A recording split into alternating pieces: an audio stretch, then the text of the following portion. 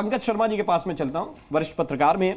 पंकज शर्मा जी, आपने तो मध्य प्रदेश का पूरा एपिसोड देखा, फिर महाराष्ट्र वाला पूरा एपिसोड देखा। ये कानों कान खबर होती है क्या कि कितने विधायक किस प्लेन में बैठकर निकल गए, या फिर कोई ऐसे गुर्गे छोड़ देता है जो फोन लगा लगा के सबको कहता है कि नहीं भाई साहब आपको खरीदना है, 15 करोड़ मेरी जेब में है, कल मिलिए मुझसे? क्या तरीका है ये? ठीक है, वही है जो भारतीय जनता पार्टी का हम सब लोग और पूरा देश 10 साल से देख रहा है। ये बताइए कि ये आरोप भारतीय जनता पार्टी पे ही क्यों लगते हैं? वो ये क्यों नहीं कहता कि कांग्रेस खरीदने की कोशिश कर रही है या आम आदमी पार्टी दिल्ली में खरीदने की कोशिश कर रही है? क्योंकि ये एक जो प्रवृत्ति भारतीय राजनीति में पिछले 10 साल से इस कदर बढ़ गई है, इसके पीछे सारा श्रेय भारतीय जनता पार्टी को है। एक राज्य में नहीं, कई कई राज्यों में भारतीय जनता पार्टी की ये करतूत लोगों ने देखी कि वो चुनाव के समय वोट खरीदने की कोशिश करती है, चुनाव के बाद विधायकों को खरीदने की कोशिश करती है, और किसी न किसी तरह अपनी सरकार बनाने के लिए कुछ न कुछ किसी भी हद तक जाने को वो तैयार रहती है।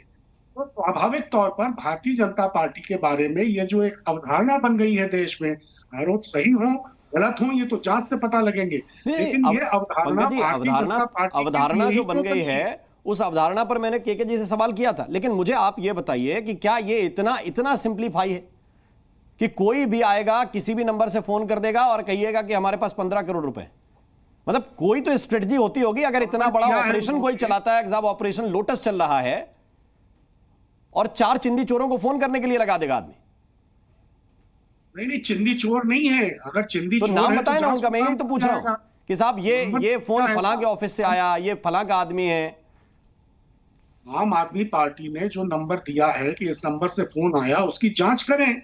चिंदी चोर है तो सामने आ जाएगा, और अगर उसके किसी भारतीय जनता पार्टी के नेता से, व्यक्ति से रिश्ते हैं तो वो भी सामने आ जाएगा। भारतीय जनता पार्टी के लिए ये चिंता का विषय होना चाहिए कि इस तरह के आरोप उस पर क्यों लगते हैं, ये अवधारणा देश में उसके बारे में क्यों बन गई है कि वो खरीद में एक शामिल रहता है। जरा बताइए कि ये अवधारणा, छोटा सा जवाब देना जरूरी है।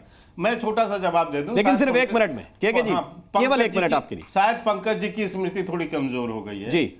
मैं इनको याद दिला दूं, जब गहलोत जी की सरकार थी राजस्थान में, राम जी, बीएसपी के 6 विधायकों को किसने खरीद के अपनी पार्टी में मिलाया राजस्थान के अंदर? कैसे आपने अपनी गहलोत की सरकार बचाई थी? आप किसको आईना दिखा रहे हैं पंकज जी? आप कांग्रेस को क्लीन चिट दे रहे हैं।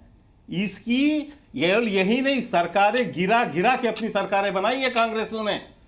आप इतना हमें ज्ञान मत दीजिए, जनता को बहुत अच्छा जानकारी है। दूसरी बात, आप कह रहे हैं लोगों को कि यह अवधारणा बन गई है। जब हार नजदीक होती है, और वैसे भी आप तो पूरे जो है भारत से साफ हो चुके हैं, 1-2 राज्यों के पार्टी बच गए हैं, इससे ज्यादा तो कुछ है नहीं। तो आप क्या करेंगे? हताशा में यही आरोप तो लगाएंगे। और मैंने बताया जहां जरूरत थी आपने बीएसपी खरीद लिया था, सारे के सारे विधायक जी। तो मैं इसलिए आपको कह रहा हूं, और वो जो समर्थन दे रहे थे उन्हीं की पूरी पार्टी ले गए। ये मायावती जी ने बकायदा इसमें प्रेस किया हुआ है। तो मैं इतना कहता हूं कि जब ये हार होती है और कुछ समझ नहीं आता इनको, तो इस तरह के आपका पॉइंट आ गया। मैं रामकृपाल जी के पास जा रहा था इस सवाल के साथ। एक बात तो तय हो गई कि खरीद फरोख्त होती थी, पहले भी होती थी और आज भी हो रही है। ये बात तो तय हो गई इस बात से। ठीक है, अब जरा बताइए रामकृपाल जी, अगर कोई किसी को खरीद रहा है तो कुछ बताएगा? पुलिस के पास शिकायत कैसे जाएगी? कोई तो मजमून होना चाहिए कि जिस पे पुलिस जांच करे। देखिए, खरीदने वाले भी वहीं जाते हैं जहां कुछ बिकने के लिए तैयार होता है। एक बात रही, बात दूसरी, मैं इस पर नहीं, मेरा ये कहना यह है कि तकलीफ बताने वाले को ये ध्यान रखना चाहिए कि तकलीफ बताने का अंदाज और उसमें सच्चाई ऐसी हो कि सामने वाले को उसके प्रति सहानुभूति या दर्द महसूस हो। ऐसा ना हो कि हंसने लगे। ये जो कुछ आज दिल्ली में हो रहा है, अब मैं इसको, ये बिहारी के विरह वर्णन की तरह है। उनका विरह वर्णन सुन करके आपको हंसी आएगी, सूर का विरह वर्णन सुन के वाकई दर्द उठता है, एक मतलब संजीदगी आती है। अब आप ये कृपया देखिए, पहली बात तो यह है कि कल, अब आज की तारीख में विधायक, कहने के लिए टेक्निकली कुछ भी कह लीजिए, अभी तक तो सब प्रत्याशी हैं।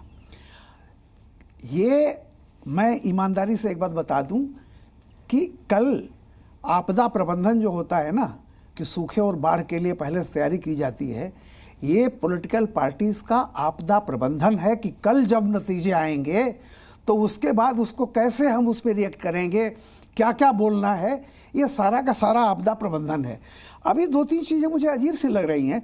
अब तक तो बीजेपी को इसलिए आलोचना होती थी कि तमाम शिकायतें करने के बाद भी कोई एक्शन नहीं होता। आज आप पार्टी ने कहा कि 15 करोड़ रुपए के उसको दिए जा रहे हैं, एक शिकायत की, और उस पर फास्ट ढंग से आज एक्शन हो रहा है, तो बोले इतनी जल्दी एक्शन तो कभी देखा ही नहीं।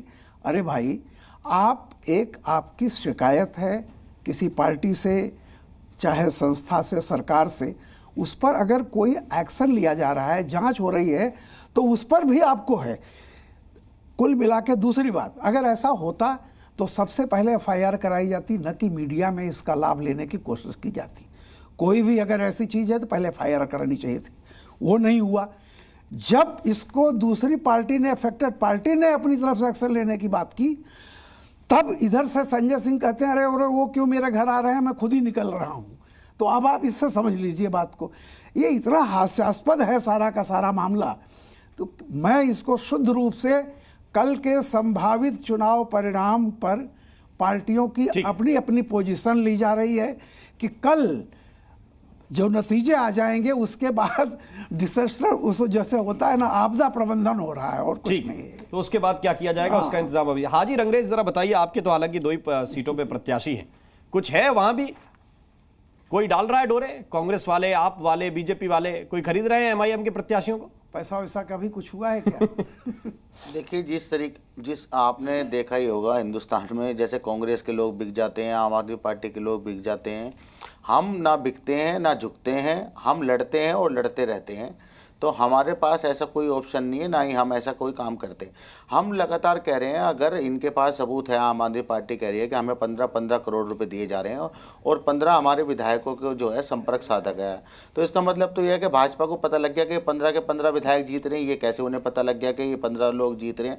क्योंकि जीते हुए को तो खरीदा जाएगा, हारे हुए को तो कोई नहीं खरीदेगा। तो पहला सवाल तो मेरा यही था। दूसरा एक और सवाल था मेरा कि अगर आपके पास किसी तरीके का कोई फ़ोन आया है तो आप प्रेस कॉन्फ्रेंस करिए, सारे एमएलए को, जिन जिन के पास, लोगों के पास फ़ोन आए, वो फ़ोन नंबर आप जो है जारी करें, सारे विधायकों को इकट्ठा करके प्रेस कॉन्फ्रेंस करके पूरा नाम और डिटेल के साथ बताएं ना। आप सिर्फ ये चुनाव जो कल रिजल्ट आने वाला, उससे पहले बौखलाहट, हार की बौखलाहट में इस तरीके की बातें करना, पहले से ही बदनाम करना, इस तरीके से करना, तो ये दिखाता है कि किस तरीके से आपने जो मुद्दों पर राजनीति करनी थी वो आप नहीं कर पाए। दिल्ली में आपने पानी की बात की, आम आदमी पार्टी ने हम पानी साफ देंगे, पानी आज लोगों को 20, 25, 30, 35, 40 रुपये फ्लोर वाइज खरीदना पड़ रहा। आपने हॉस्पिटल की बात की, आपने कोई एक भी नया हॉस्पिटल कोई नहीं बनाया। आपने स्कूलों की बात की, स्कूल भी आपने 5 स्कूल के अलावा छठा कोई स्कूल नहीं बनाया। इस पे तो जनता और मुस्लिम एरियाओं में इस पे तो वोट कर चुकी है, फैसला कल आना है। जितनी नहीं, वो तो कर चुकी है। हाँ। नहीं, फैसले नहीं, मैं कहना चाहता हूं कि जिस तरीके से आज जो बौखलाहट है, देखिए कल फिर तो सीधी सीधी बात है कि कोई बात मत करो, सीधा सीधा कहो कल रिजल्ट आएगा। तो मैं भी बनावटी बात कर देता हूं, ठीक है जी, कल रिजल्ट आएगा, देखते हैं फिर क्या होगा। बस यही सवाल है, फिर तो और क्या कर सकते। ठीक है, कोई बात नहीं। एक लाइन और कह दूं मैं? जी जी, एक लाइन। हाँ, देखिए, आज की रात इतनी कठिन है, आज का दिन और रात, वो उनका है ना कि आज की रात बचेंगे तो शहर देखेंगे। बड़ा मुश्किल होता है आज का दिन काट लेना।